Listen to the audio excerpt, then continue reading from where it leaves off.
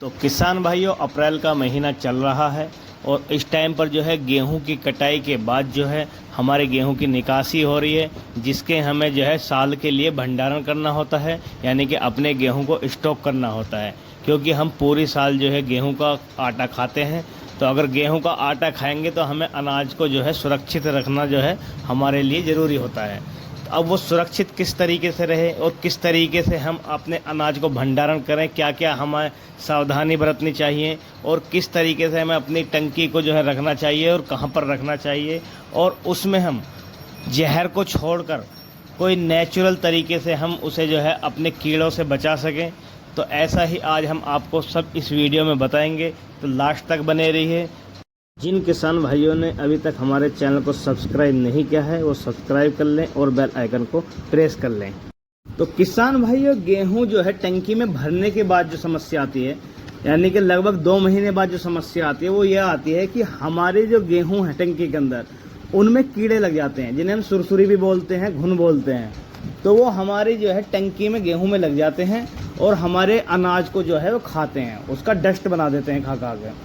तो किसान भाइयों, वो क्यों लगते हैं घुन और उन्हें ख़त्म करने के लिए कौन सा नेचुरल तरीका है जो हम बिना जहर रखो जो है उन्हें मार दें या ना लगें। तो मैं आपको पहले बताता हूं कि भंडारण करते वक्त जो है गेहूं में क्या सावधानी रखनी चाहिए। सबसे पहले आपको जिस टंकी में आप गेहूं भर रहे हैं, तो वो टंकी अंदर से जो है जर लगी हुई ना हो, साफ़ सुथरी हो और अंदर जो है इसमें पेंट लगा हुआ हो और कहीं से वो टूटी हुई ना हो। तो सबसे पहले आप जो ध्यान देंगे तो टंकी का देंगे, वो साफ़ सुथरी हो, पेंट लगी हुई हो, अंदर से कहीं पर लीकेज ना हो। दूसरा, आपको अपनी टंकी सामान्य ज़मीन यानी कि सामान्य फर्श से जो है लगभग 5 इंच ऊपर रखना है, या तो उसके नीचे ईंट लगा लें या कोई तख्ते वगैरह हो उन्हें लगा लें, जिससे उसकी जो तली पर सिलाबी ना चढ़े। मान लिया आप जो है पोछा लगवा रहे हैं या कुछ नीचे फर्श धो रहे हैं, तो उस टंकी की जो है तले पर पानी ना जाए, तो इस प्रकार से वो सिलाबी से बच जाएगी और सिलाबी अंदर नहीं जाएगी।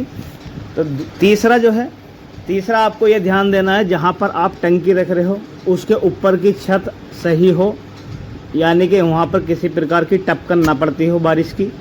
अगर टपकन पड़ती है तो वहाँ पर अपनी टंकी ना रखें, क्योंकि उसमें पानी जाएगा और सिलाबी बनेगी, अंदर गेहूँ जो है भभगा बनेगा और उससे जो है घुन या कीड़े लग जाएंगे। और अपनी टंकी को जो है भंडारण करने के बाद उसे पूरी जो है पिन्नी से सील कर दें और जो जॉइंट हों, टंकी के जो भी जॉइंट हों उन्हें जो है आटे से चिपका दें। अब बात करते हैं कि बिना जहर रखो नेचुरल तरीके से हम कैसे कीड़ों से बचा सकते हैं अपने अनाज को। तो उसका सीधा सा हिसाब मैं आपको बताता हूँ।